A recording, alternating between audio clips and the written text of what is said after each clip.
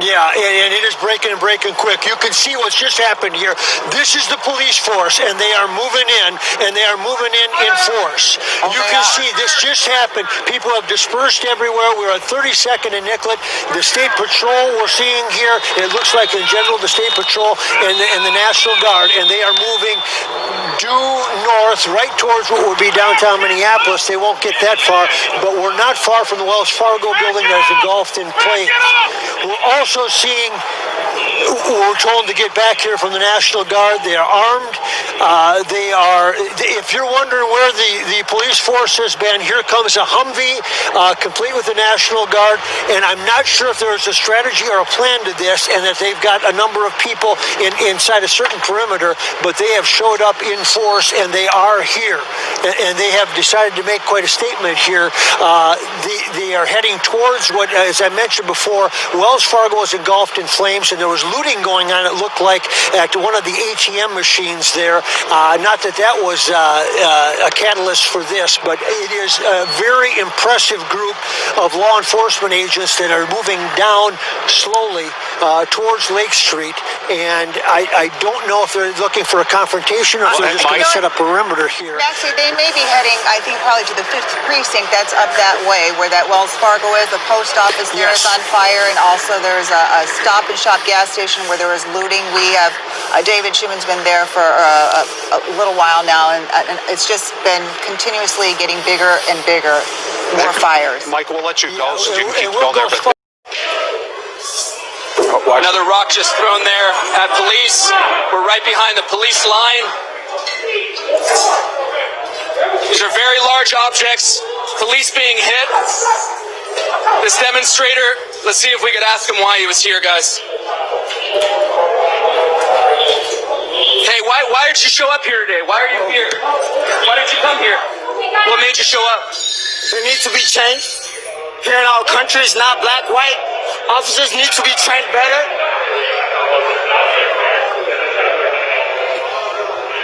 You took me out the air? No, Nick, you're still there. You okay? Hey, yeah, okay, yeah, sorry. I didn't know if I was taken off the air. This is a live acted situation. Shooting what appeared to be BBs at us. I was struck with a BB pellet. It's unreal to witness here, Chris. This police line, we just saw an officer extracted. An officer was down. We don't know exactly how they were injured. Another officer here that was standing on these steps took some glass in the arm.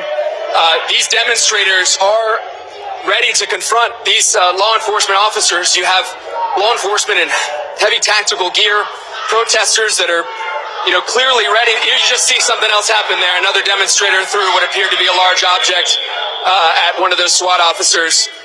They're throwing signs at the police officers, and they're not showing any sign of dispersing. And about 15 minutes ago, they gave an order from the armored vehicles that had shown up here just outside. Those images, I'm not sure if you're looking at them.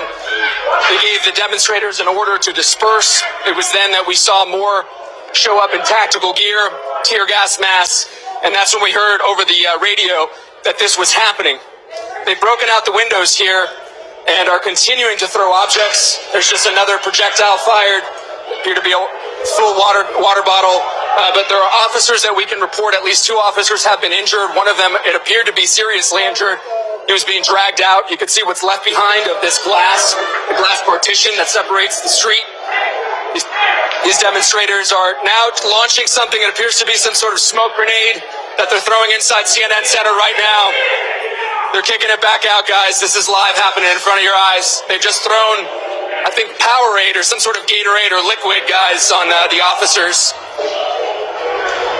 These officers are being confronted. And these demonstrators, they know.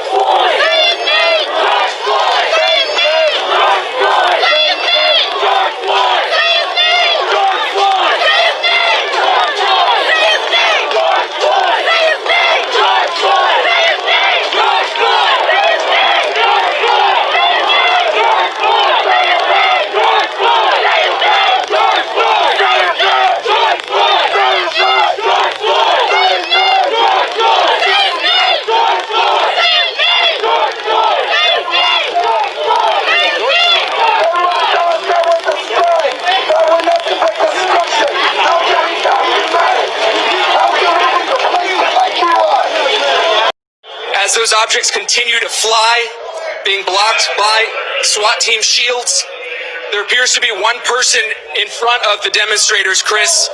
I don't know if you can make him out on camera. He's got a white bandana on with his shirt off. He's trying to keep his crowd back and to try. It appears as though this is happening right live in front of us, that they're understanding the gravity of the situation here and what might escalate next. So, Nick, as this is happening, you're seeing just next to us, Chris, they're taking objects out of McCormick and Smicks to try to remove large objects away from the demonstrators. Right. Go ahead, Chris. Nick, are the cops that are inside the CNN Center the only cops that are there, or are there more cops on the backside of this crowd? No. We're giving you a different vantage point, a different perspective.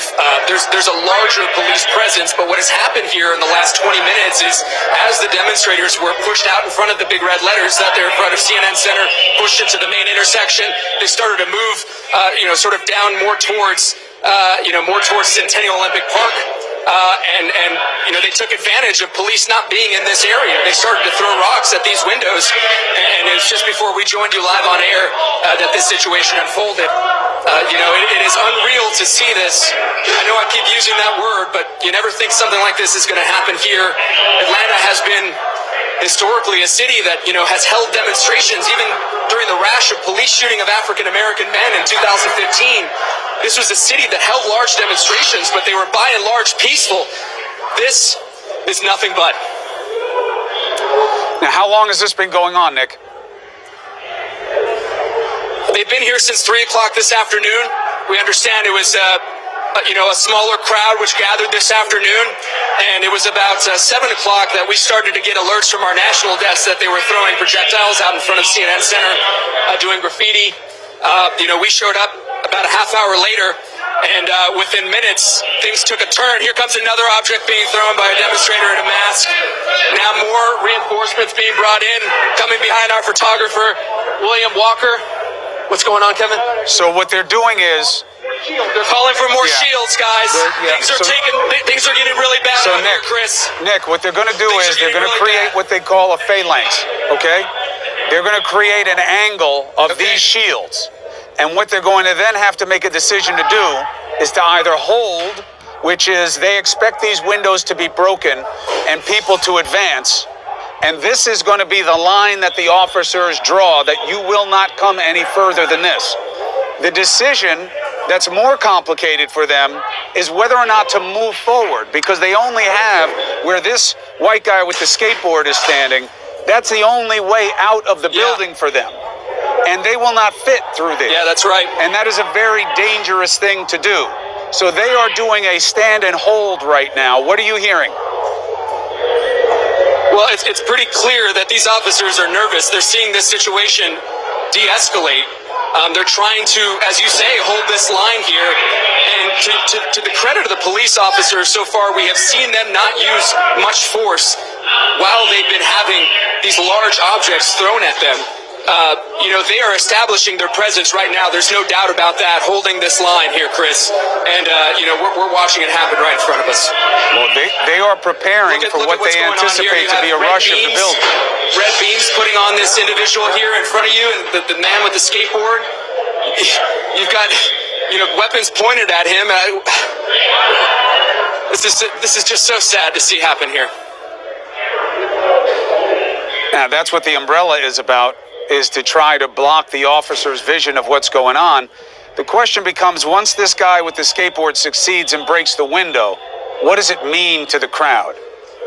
Is that the satisfaction they want, or are they going to try to advance? And God forbid they do, you're going to have a very different situation. Well, we'll be live right here covering it all, Chris. We're right behind the police line. They're clearly, the officers are outnumbered. Those demonstrators are going back, they're very deep, going back towards Centennial Olympic Park. I feel as though I believe I just heard what I thought was a taser deployed. I don't see anyone, though, that was on the other end of it. You're seeing more shields, more reinforcements come into that line. Police officers telling their colleagues, directing them to where they need more reinforcement. We're seeing now more demonstrators come to the front. They seem like they're antsy, Chris. They seem like they're ready to charge. This is not a good look. This is not a good sign here for these officers on the other side of it. And certainly not for the demonstrators who are coming towards us. All right, so Nick, let's just go through this one step at a time. First, you and the team have a secondary location for you? If they come through here and the police start going, you have a way to get up the stairs? We absolutely do. We've managed to put ourselves in a position where, our viewers can see what's going on, though, we know safety. Then there's no story worth risking your life over, Chris. We know that. I've got a daughter and a wife I want to get home to tonight. You got a beautiful family. I see them all the time. You're a lucky man. You just make sure that the team has a place to go. You can always report later. And again, this is a tough situation because you have a small opening. And if they break the other window, then you have a bigger opening for the protesters to come in, although that would be a really, really dangerous thing for them to do. And then you also have another option for the officers to try to move the line farther outside CNN. The big question becomes, Nick, do we have any way of knowing what's happening with that crowd outside in terms of policing? Or is this it? Just these cops here? You said there's a larger police presence. Where? There is a larger police presence, just east of me here, Chris. You have the majority of those officers here. That's where the reinforcements are coming from. The crowd is, we hate to give these estimates because we haven't talked to police, but there was over 1,000 people here, perhaps even closer to 2,000 people here. Officers outnumbered. They did bring in those reinforcements, the SWAT team, members of the bomb squad, state patrol, local police officers, plain clothes. They've given these orders already to these demonstrators to disperse. They were starting to gear up with tear gas masks, ready to deploy tear gas, when all of a sudden these windows started breaking and those projectiles continue to fly in the direction of the police, Chris. There's another one. Wow. Gosh. So, just so people understand what's going on, this is a big building, and this is an expansive lobby area. You are not in the newsroom. This is the front of a big Chris, corporate complex. This used to be the world's largest indoor amusement park, the wacky world of Sid and Marty Krofft, before Ted Turner bought this and turned it into what is the Omni Center and then became CNN Center. This used to be the site of an indoor roller coaster. It still has the world's longest freestanding escalator. Thousands of CNN employees are here. It's connected to a hotel. Wait, hold on a second, Nick. The capacity of the hotel right now. Nick, go ahead. Are those guys in front preparing to light something on fire? You see how they're wrapping his hand up right now? It looks like it. They're either wrapping his hand up because he's going to punch the glass and he wants something to protect his hand. But I saw him pouring something on it. Maybe he hurt his hand, and they're just trying to wrap his hand. Just keep an eye on that situation. Hopefully he just is taking care of a wound, so if he cut himself, he's not going to bleed too much. Good, that's what it seems to be. Well, they've already lit things on fire so far, Chris. They lit a police car on fire at about 8 o'clock. That was just, still smoldering. They've lit signs on fire. This is a crowd that came to confront police. They're angry. And we can't underscore, on the cursory level, you see the violence that is happening and unfolding right in front of our cameras. They're here under the premise because a black man was killed by police. They want to hold police accountable. Their message, however, has taken a violent tone here. And we don't hear the mention of George Floyd's name at all. We just see the violence happening here in front of us. Well,